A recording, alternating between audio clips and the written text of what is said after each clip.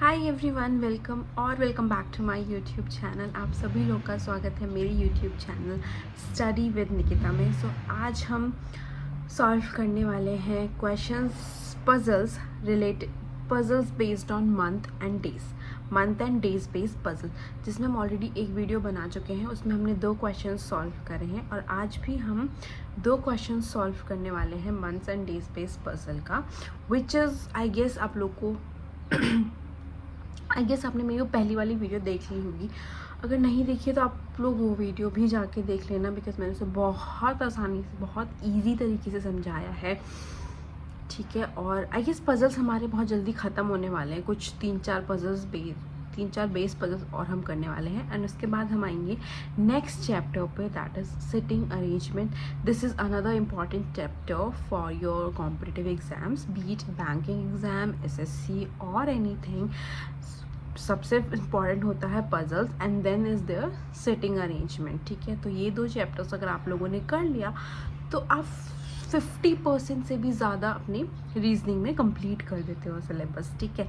सो अभी हम पजल्स पे ही हैं, पजल्स ही कर रहे हैं, ठीक है। 2 क्वेश्चंस हम हर वीडियो में 2-2 क्वेश्चंस करते हैं। अगर जिसको नहीं पता हम क्या करते हैं, तो हर वीडियो में 2-2 क्वेश्चंस करते हैं पजल्स के। और आजकल हमारे months and days based puzzles चल रहा है, ठीक है। So without further do let's begin with the questions. So guys, let's begin with the questions. So question says that there are 8 persons A, B, C, D, E, F, G, H and they're attending online exam on different dates and dates are 5 and 8 of 4 months. Months हैं आपके जनवरी, फरवरी, अप्रैल and मई, ठीक है। सो इसमें मैं months इसमें मैं लिख चुकी हूँ, जनवरी, फरवरी, अप्रैल, मई। और इसमें हम लिखेंगे डेट्स क्या क्या थी, 5 and 8, ठीक है।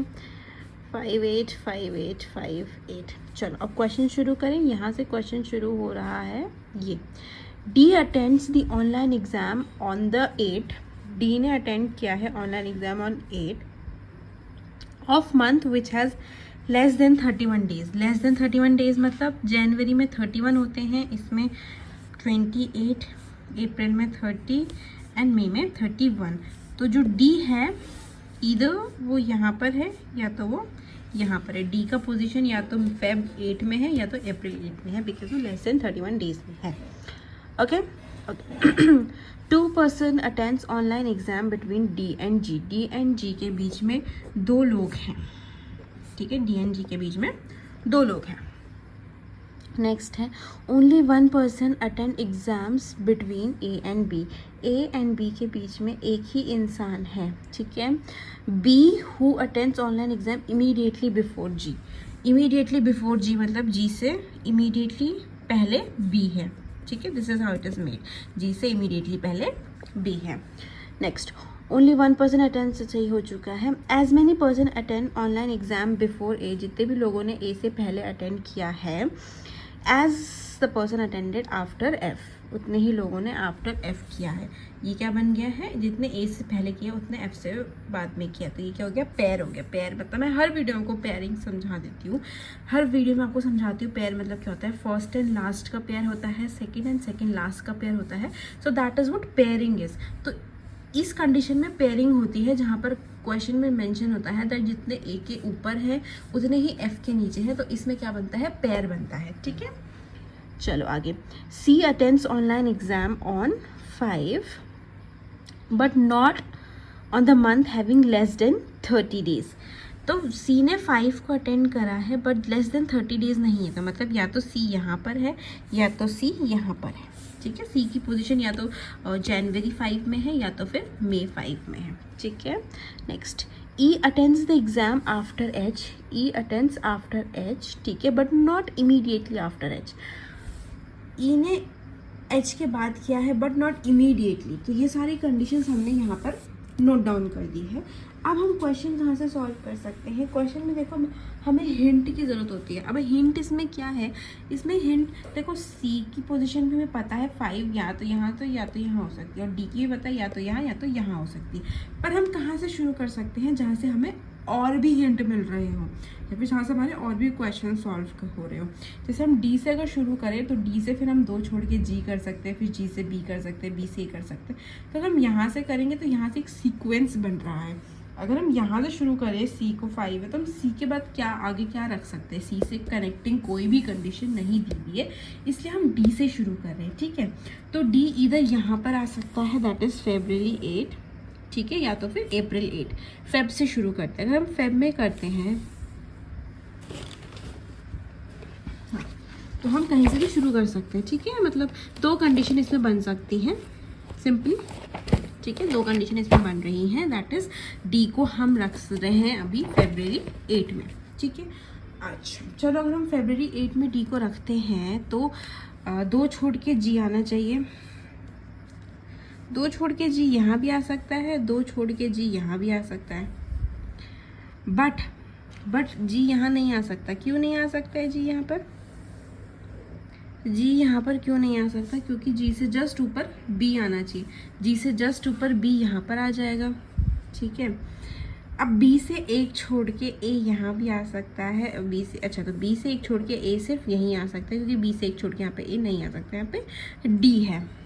ठीक है, अब जितने ए के ऊपर है उतने एफ के नीचे, तो यहाँ 1 2 ए के ऊपर जितने हैं एफ के नीचे उतने हैं, तो एफ यहाँ पर आ जाएगा।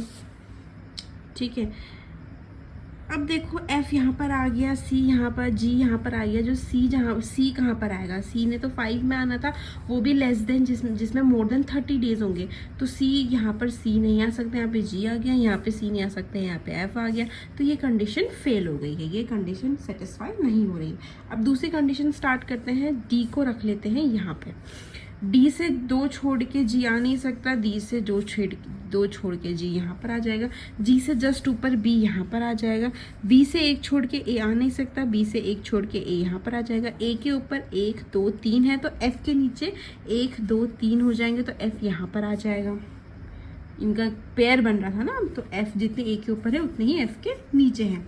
ये वाली अच्छा चलो ये कंडीशन हो गई है, ये कंडीशन हो गई, ये वाली पूरी कंडीशन हो गई, ये कंडीशन हो गई।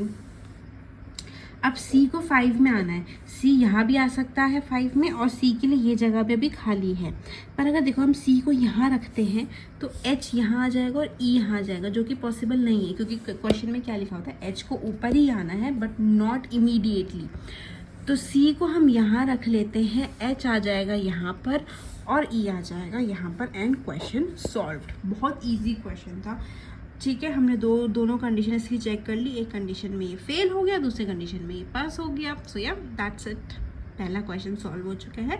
Now let's jump into the second question. जाते हैं नेक्स्ट क्वेश्चन पे। सो नेक्स्ट क्वेश्चन में क्या लिखा हुआ है, that 8 person namely this was born on different dates, और डेट्स हैं आपकी 10th and 13th in months लिख लेती हूँ मैं, क्या क्या मंथ्स लिखा हुआ है, मार्च,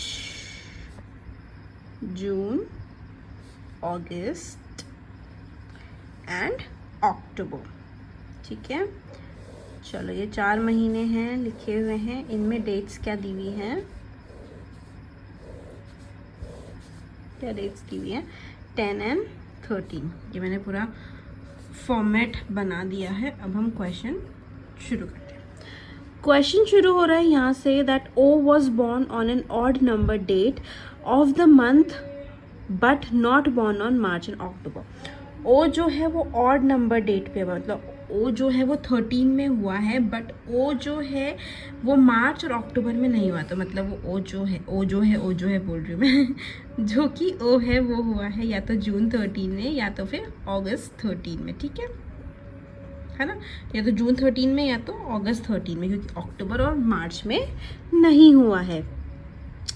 2 person was born between M and O। M और O के बीच में 2 लोग पैदा हुए हैं, M and O के बीच में 2 लोग पैदा हुए हैं। ठीक है, M and O। The one who was born in month which has 30 days was born immediately before Z who was not born in the month of 31 days।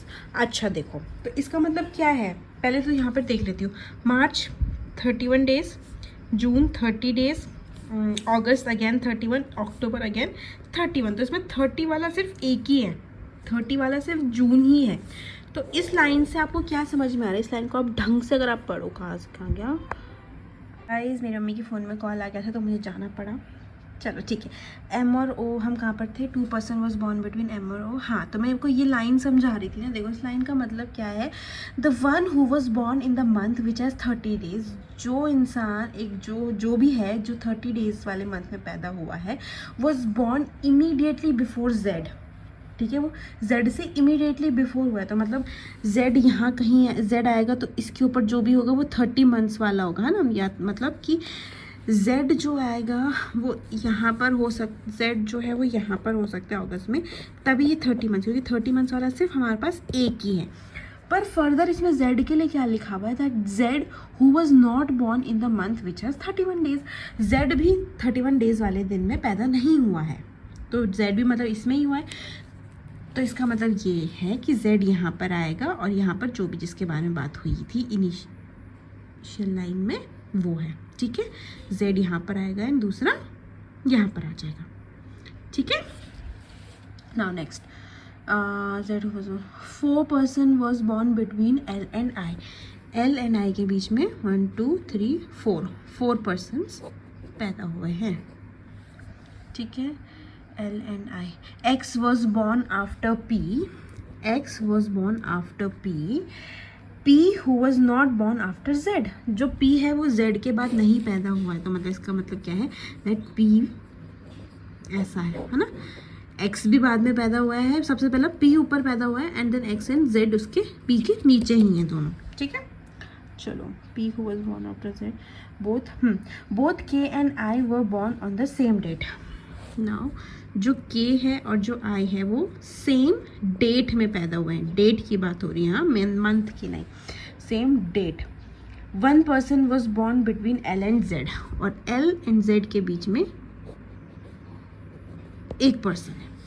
अब देखो हम क्वेश्चन कहाँ से शुरू कर सकते हैं, हमें तो इतना तो हमें पता चल गया, हमने तो Z की पोजीशन ऑलरेडी फिक्स कर दी है ना, क्योंकि हमें इतना तो पता चल गया था क्वेश्चन में से दैट जो z से पहले पैदा हुआ है वो 30 मंथ में है एंड z जो है वो भी 31 मंथ में पैदा नहीं हुआ है, तो वो भी मतलब यही 30 जून में ही पैदा हुआ है। सो इसका मतलब z की पोजीशन फिक्स है।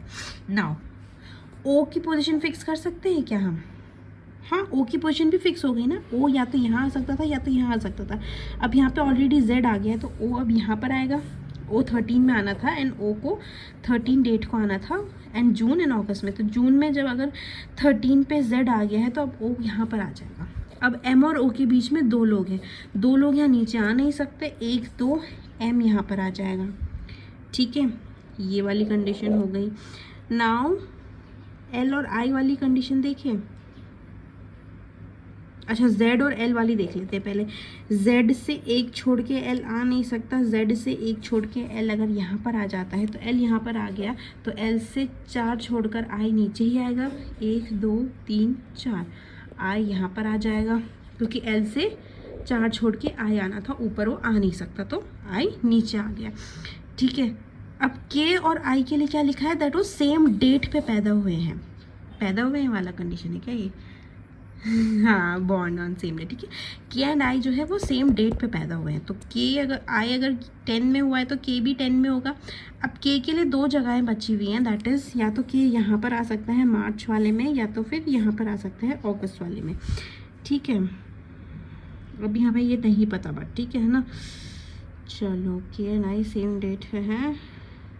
अच्छा, पर देखो p z से ऊपर होना चाहिए ना। देखो कंडीशन में क्या था, z से ऊपर p होना चाहिए, z ऑलरेडी यहाँ आ चुका है तो p के लिए सिर्फ यही जगह बची, तो p यहाँ पर आ जाएगा।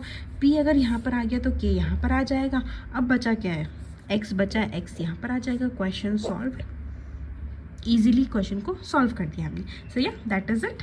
सो yeah guys, that is it for this video. आज से 2 क्वेश्चंस मुझे लगा बहुत ही ज़्यादा इजी थे, अच्छे थे, और मंथ और डेज बेस में आपको ऐसे ही क्वेश्चंस देखने को मिलेंगे जो कि आपको पीओ में भी मिलेगा और क्लर्क में भी मिलेगा। अभी ना परसों क्लर्क का एग्ज़ाम था मेरा, जिसका मैं बताना भूल गई आप लोगों को, एनालिसिस मैंने नहीं बनाया।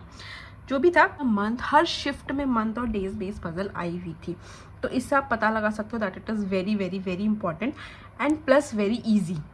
ठीक है, क्लर्क में तो बहुत ही ईजी लेवल की आती है। ठीक है, क्लर्क में मेरे पास भी ऐसी 4 मंथ्स की आई थी, इसमें 8 लोग थे ठीक है, बहुत इजी थी। एंड पीओ में भी ये इजी ही लेवल, मतलब नॉट इजी, मतलब उतना इजी नहीं। क्लर्क और ऑब्वियसली क्लर्क और पीओ का लेवल थोड़ा सा डिफरेंस होता है, क्लर्क ईजियर है एज़ कम्पेरेटिव टू पीओ, ठीक है। बट मुझे अच्छा लगता है ये टॉपिक। अगर आप लोग भी इस टॉपिक को अच्छे समझने की कोशिश करोगे तो आई एम श्योर आप पजल्स बहुत ईजीली कर लोगे। आपको ना पजल्स बहुत ईजी लगेंगे आप अगर आप मेरे वाला मेथड, या फिर नॉट, मैं अब ऐसा भी नहीं बोलूँगी मेरा मेथड, बट अगर आप इसकी प्रैक्टिस करते रहो करते रहो तो आपको पजल्स बहुत इजी लगने वाले हैं, ठीक है। सो या that is it for this video, and if you like this video so please don't forget to subscribe to my YouTube channel, and all the best.